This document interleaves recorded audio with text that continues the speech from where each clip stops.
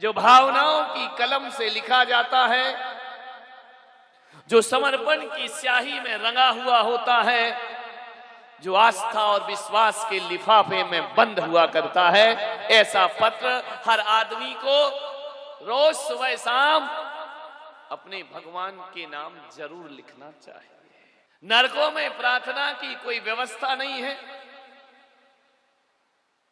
स्वर्ग के देवता प्रार्थना करते नहीं हैं और पशुओं के पास इतनी सद्बुद्धि नहीं होती है कि वह भगवान के लिए प्रार्थना करे बैठ करके।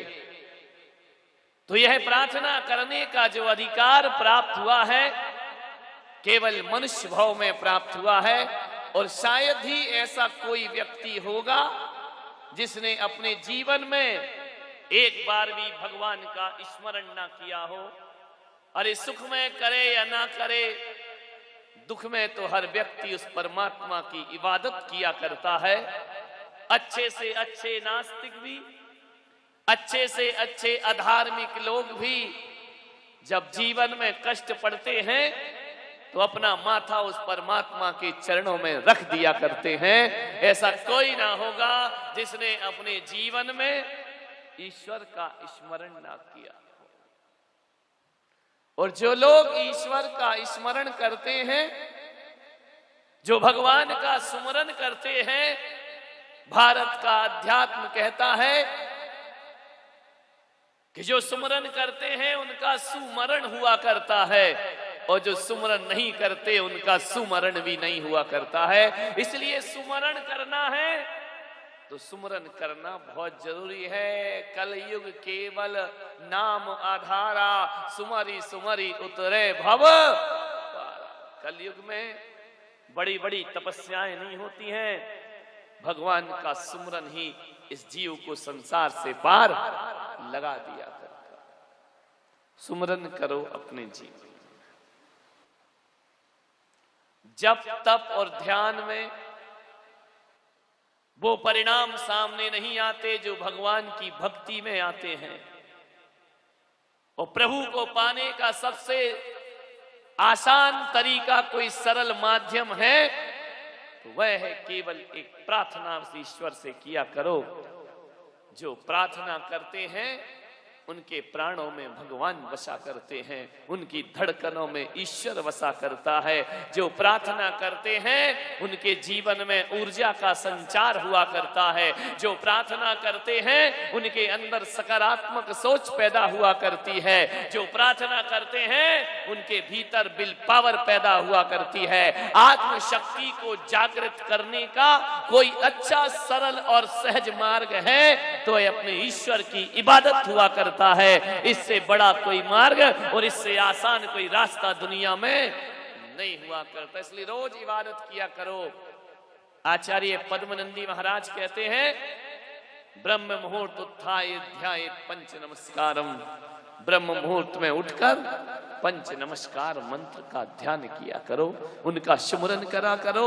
जो वैदिक परंपरा के, वैष्णव परंपरा के हैं वह ब्रह्म मुहूर्त में उठ करके गायत्री मंत्र का जाप किया करें। जो जैन परंपरा के हैं वह रोज सुबह उठ करके नमोकार मंत्र का ध्यान किया करे। ध्यान नमोकार मंत्र ही जपना चाहिए। मंत्र बहुत हैं दुनिया में, लेकिन महामंत्र दो चार है। उन दो चार महामंत्रों में नमोकार महामंत्र है, गायत्री महामंत्र है।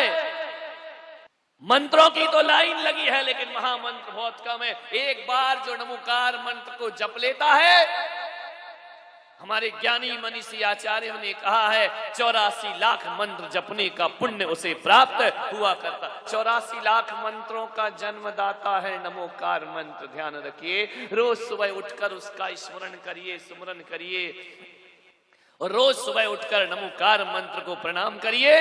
84 लाख मंत्रों का जन्मदाता शक्ति जिसमें समाहित है।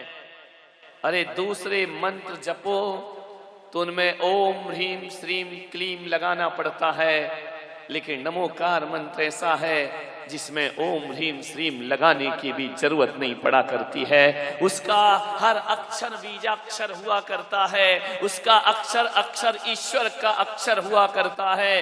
35 अक्षरों का ये महामंत्र जीवन के कल्याण में कारण बन जाया करता है। एक होती है प्रार्थना और एक होती है याचना। कामना और याचना से स्वतंत्र कोई मंत्र है, कोई डिमांड नहीं है।